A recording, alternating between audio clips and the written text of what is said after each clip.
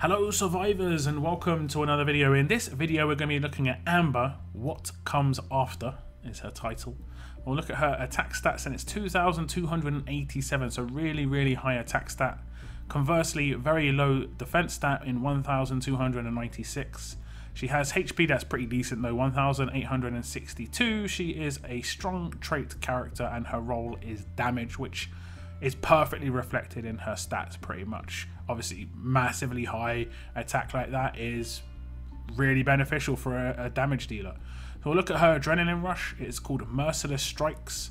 Recharge rate of 76 AP cost, and it deals 600% damage and 100% heal reduction for one turn to up to 3 enemies. So obviously she could hit 3 enemies for 600% damage and they're getting heal reduction, which blocks revives because it's 100% for one turn. So if she kills any of those characters, which she's most likely going to do at least one, especially if they're fast characters, just because that 600% with her high attack stat. And if you have someone like, I don't know, a Diego as a leader or an Alice as a leader, the combination of the debuff of Diego with the defense down, or the combination with Alice with the attack up, with this rush, and obviously weapon multipliers and stuff like this, it's going to be insane. Her damage output is going to be just mental. We'll look at her active skill, and it's called Focus and AP Gain. It has an initial cooldown of 2. This character gets focus for 4 turns and gains 50% AP. So obviously that's really strong in terms of the amount of turns it lasts, 4 turns, and she gains 50% AP as well, which is basically her doing a attack on an attack team, because she'll be gaining 38 of her AP.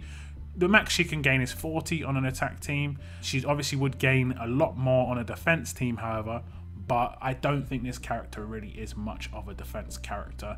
I don't know how useful that active skill is going to be. If you have someone like Alice, you're going to have that focus up anyway. It's mainly if you have a character that is not giving you focus. And where that's going to be useful is if you only want to focus a particular character. So for instance, if they did have a shield and you didn't have someone with focus, you could attack that shield and 2 other characters would get hit, but it could be 2 characters that you don't necessarily want to get hit. Or there's one particular character in the 5 that you just want to take out right now. A focus active skill would make that be the case. On the next turn, you could easily just focus that fast character, but if they've only got say 1 revive, or if they've got a particularly dangerous character that could go off, that their rush could go off for the next turn, kill them, block them from being able to revive for 1 turn, and that's basically the combination of the active skill and the rush. But like I said, I think if you've got someone like Alice, the active skill, not so important. She has got a specialist skill, and it is follow up once per turn. When this specialist kills an enemy with an attack or adrenaline rush, they will receive a bonus action.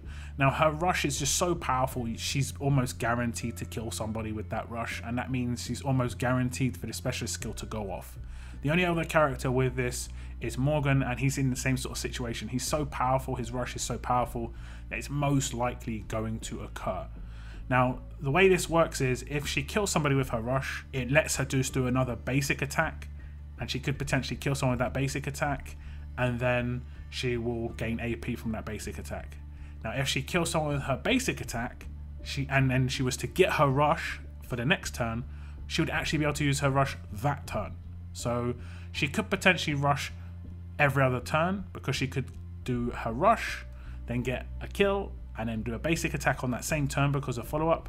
Then the next turn she'd do a basic attack and get her rush on that turn. Potentially she could kill someone then as well, and then she could rush again, or she could be commanded, or you could just wait till the next turn. Very strong kit altogether, and 600% to 3 enemies just seems like overkill. If that was just 1 enemy, it would be really strong.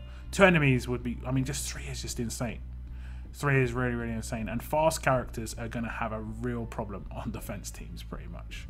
Now she does have a weapon, and it is attached. It's Amber's Violent Scythe. It looks sick, I will say that. It's the first scythe I think we've had in the game, which it just does look sick. It looks a lot like Wayland's weapon in terms of the special is not like a common special. It just gives bonus attack based on the opponent's HP, and it's hard to know whether it's the opponent you're attacking or it's the opponent that you're hitting, if that makes any sense. So like, let's say there's 3 characters left alive, 2 of them have 100% and 1 of them has 40%. If I attack the one with 40%, do the ones with 100% take extra damage because I attacked the one with 40%? Or do they take the damage based on their own HP? That's the only thing that is questionable on here. I don't know how useful this is going to be really, because if someone is less than 50% of the HP, that rush should kill them regardless, pretty much. I don't see them surviving anyway, so it's not, I don't know how useful that's going to be in terms of maybe there's other specials that could come into play that be a bit more beneficial for this character. Maybe even just something as basic as a stun on attack, just to give you a little bit more control, just for opening 1 or 2 turns. If you've got a very strong team, then maybe you don't need it. Maybe you're absolutely fine with not having really much control. You're going to rely on maybe some cleanses, the focus, and just doing really high early burst damage. And this character would fit into a really high early burst damage team behind an Alice. The amount of damage output this character is going to have is going to be absolutely insane. So that's Amber. I think she's obviously a really strong character. She's a promo character, so that pretty much comes with the territory. If you already have a good leader like Diego or Alice, she'll fit really well behind those characters, and she'll be a massive benefit on an attack team. She'll be destroying teams basically. It doesn't really matter even what trait she comes up against. The amount of damage output she's going to have just based on the 600% damage and the 2287 base damage, it means overall damage output is just going to go insane. Just with even a basic attack buff, even if she only gets like a 30% or a 40% attack buff, if she gets the 75% from Alice, it's pretty much game over. So like I said, that's the end of my video. Thank you very much for tuning in. And as always, guys, keep on surviving, guys. Keep on surviving.